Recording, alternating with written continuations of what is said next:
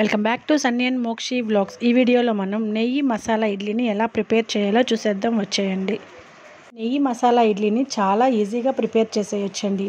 పొద్దున్నే tiffin బాక్సుల్లోకైనా, evening snacks కిందటికైనా, ఒక్కొక్కసారి మన ఇంట్లో ఇడ్లీలు అనేవి ఎక్కువగా మిగిలిపోతుంటాయి కదండి.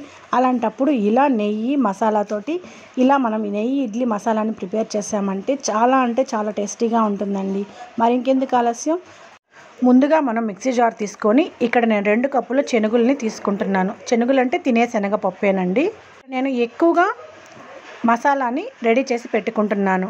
ఈ మసాలా అనేది తాలింపుల్లోకి కూడా చాలా బాగుంటుంది, అందుకే నేను ఒకేసారి ఇలా చేసి పెట్టుకుంటున్నాను.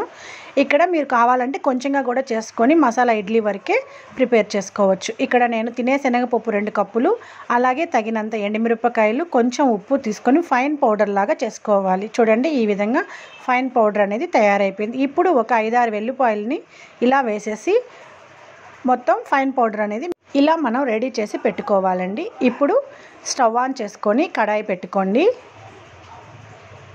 కడాయి వేడెక్కిన తర్వాత ఒక 3 స్పూన్స్ గీ అనేది వేసుకుంటున్నాను. నెయ్యి అనేది ఒక 3 స్పూన్స్ వేసుకొని కొంచెంసేపు అలా వేడెక్కనివ్వండి. ఇలా వేడెక్కిన తర్వాత తగినంత కొంచెం ఆవాలు, కొంచెం జీలకర్ర, కొంచెం పచ్చెనగపప్పు, కొంచెం మినపప్పు ఇలా అన్నింటినీ వేసుకొని కొంచెం జీడిపప్పు ఆప్షనల్ అండి, మన ఇష్టం, వేసుకుంటే బాగుంటుంది లేదంటే ఓకే. ఇలా అన్నింటినీ వేసి కొంచెంసేపు అలా ఫ్రై చేసుకోండి, కలర్ అనేది చేంజ్ అయ్యేంత వరకు.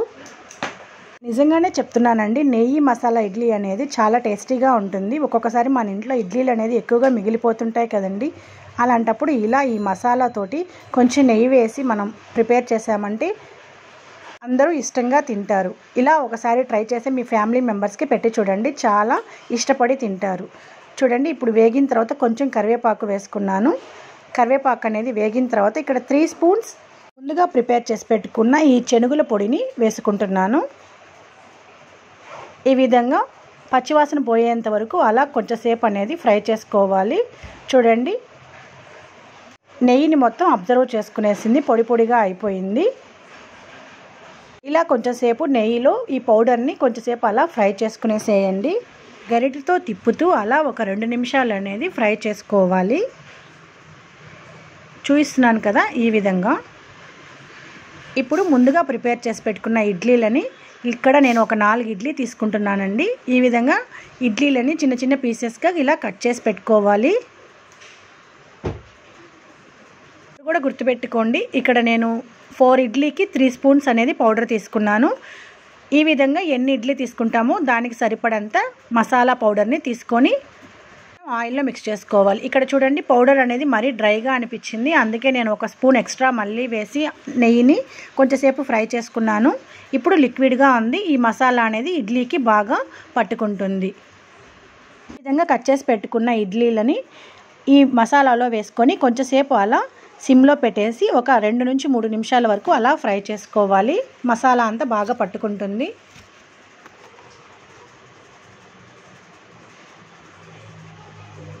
చాలా ఈజీ.